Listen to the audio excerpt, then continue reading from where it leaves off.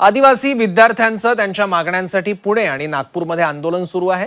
आदिवासी मंत्री अशोक उईके यांनी वसतिगृहातील वयोमर्यादेच्या अटीला स्थगिती दिली असली तरी विद्यार्थी आंदोलनावर ठाम आहेत। उर्वरित मागण्यांसाठी विद्यार्थी आक्रमक झालेत। आंदोलनासाठी बसलेले 2 विद्यार्थ्यांची प्रकृती देखील बिघडलेली आहे। बघूयात काय काय घडलंय।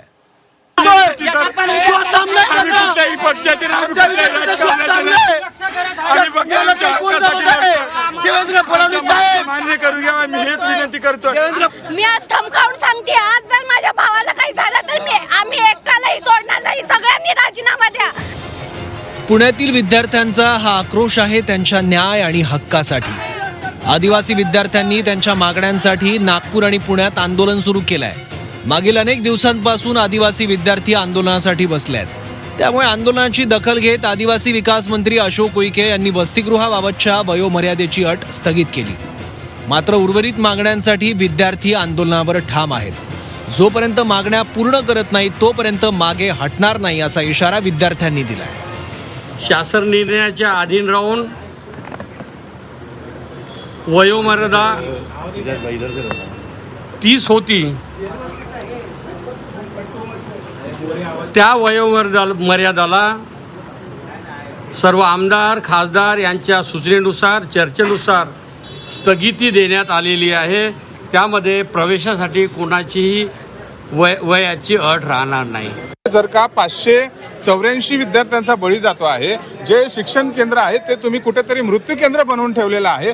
डीबीटी सारखा GR रद्द करण्यात यावा, 12,500ची भरती पदभरती करण्यात यावी, बिंदू नामावली पूर्वरच सुधारित करण्यात यावी, यासारख्या संपूर्ण मागण्या जोपर्यंत आमच्या पूर्ण होणार नाही। आणि माझं एक सुद्धा ॲडवाइस आहे मंत्र्यांना की या संपूर्ण घटना तुमच्याच कार्यकाळामध्ये जास्त घडलेल्या आहेत। तुम्ही नैतिक जबाबदारी स्वीकारून मुख्यमंत्र्यांकडे राजीनामा देण्यात यावा।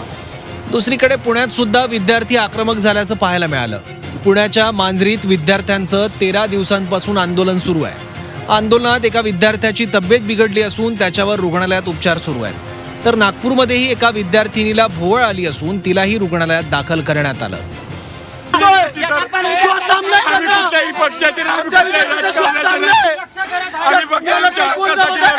देवेंद्र फडणवीस साहेब मान्य करू घ्या, मी हेच विनंती करतो। देवेंद्र फडणवीस कोणत्याही राजकारणात नाही, कोणत्याही पक्षात नाही। आमच्या विद्यार्थ्यांची एवढी वेळ येते आमच्यावर, आमच्या विद्यार्थ्याची खेळ खेळू नका सर। 13 दिवस झाले उपोषणाला, आमच्या मागण्या मान्य करा। आमची कोणत्याही पक्षाची नाही, कुठल्याही काहीची नाही, आमच्या मागण्या मान्य करा सर। मी आज ठमकावून सांगते, आज जर माझ्या भावाला काही झालं तर आम्ही एकट्यालाही सोडणार नाही, सगळ्यांनी राजीनामा द्या। जे प्रशासन ह्याला जबाबदार आहे सगळ्यांनी राजीनामा द्या। आमच्या भावाला आमच्या बहिणीला काही झालं आम्ही हे सहन करून घेणार नाही। अख्खा आदिवासी समाज इथे येऊन उभा होईल। विद्यार्थ्यांच्या आंदोलनावरून विरोधक चांगलेच आक्रमक झालेत। सुप्रिया सुळे यांनी फोनवरून विद्यार्थ्यांशी संवाद साधला, तर दुसरीकडे रोहित पवार आणि सुजात आंबेडकर यांनी देखील आंदोलनस्थळी जात विद्यार्थ्यांसोबत चर्चा केली। यावेळी त्यांनी सरकारवर निशाणा साधलाय। अशोक उईके साहेब, अशोक उईके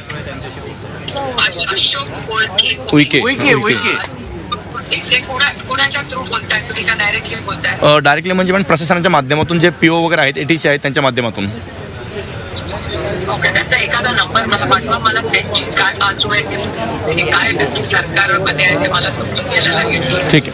आणि आता आंदोलनाला उपोषणाला किती मुलं बसली आहेत? मॅडम 4 मुलं हॉस्पिटलाइज आहेत आणि आता सध्या 3 ते 4 विद्यार्थी आहेत। मंत्री महोदय बसले होते, अधिकारी बसले होते आणि प्रत्येक मागणीच्या समोर ते म्हणत होते ही होऊ शकत नाही, ही होऊ शकत नाही, याच्यावर आपल्याला चर्चा करता येणार नाही, नंतर बघू। मग कुठं ना कुठं तरी तुम्ही हे जे आंदोलन अख्ख्या महाराष्ट्रामध्ये करत आहात, आपल्यातले हे बंधू आणि बहिणी जे इथं उपोषण करत आहेत, काही प्रमाणात या सर्वांची तुमची आणि आपल्या सगळ्यांची थट्टा कालच्या बैठकीत झाला असं आपल्याला म्हणावं लागेल। वयाची अट रद्द केली हे शब्द सांगितले, ह्याच्याबद्दल कोणताही GR किंवा कोणतीही अधिकृत कायदा किंवा कॅबिनेट कंटक कोणतेही अधिकृत पत्रक आले नाहीये। म्हणून हे तोंडी दिलेलं चॉकलेट आहे जोपर्यंत हे अधिकृतप्रमाणे कुठल्याही GR मध्ये डिक्लेअर होत नाही तोपर्यंत आम्ही ते मान्य करणार नाही आहोत, ही पहिली गोष्ट. आणि दुसऱ्या बाजूला देवेंद्र फडणवीस असतील किंवा 2 DCM असतील, यांना विद्यार्थ्यांशी येऊन संपर्क साधता नाही येते, यांना विद्यार्थ्यांशी संवाद का साधता नाही येते आणि विद्यार्थ्यांच्या मागण्या काय आहेत त्या समजून घेऊन आदिवासी विद्यार्थ्यांसाठी शिक्षण आणि आदिवासी हॉस्टेल्स हे बरे कसे होतील ह्याच्याबद्दल एक चर्चा आणि त्याच्यावरती ठोस कार्यक्रम करणं मुख्यमंत्र्यांसाठी सहज शक्य आहे. विद्यार्थ्यांची एकच मागणी मान्य करण्यात आली आहे. मात्र आदिवासी विद्यार्थ्यांच्या नेमक्या काय मागण्या आहेत त्यावरही एक नजर टाकूयात. आदिवासी वसतिगृहाबाबत यावर्षी घेतलेला निर्णय रद्द करावा. 2011 मध्ये घेतलेल्या निर्णयाची अंमलबजावणी करावी.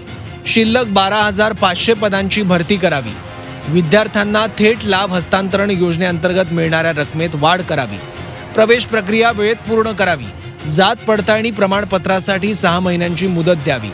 शहरांच्या मध्यवर्ती भागात आदिवासी विद्यार्थ्यांसाठी वसतिगृह उभारावेत. अनेक दिवसांपासून आदिवासी विद्यार्थी त्यांच्या न्याय हक्कांसाठी लढत आहेत. नागपुरात जवळपास 15 दिवसांपासून विद्यार्थ्यांचं आंदोलन सुरू आहे, तर दुसरीकडे पुण्यात सुद्धा आंदोलनाचा 13वा दिवस आहे. सरकारनं आंदोलनाची दखल घेत वयोमर्यादेची अट स्थगित केली आहे.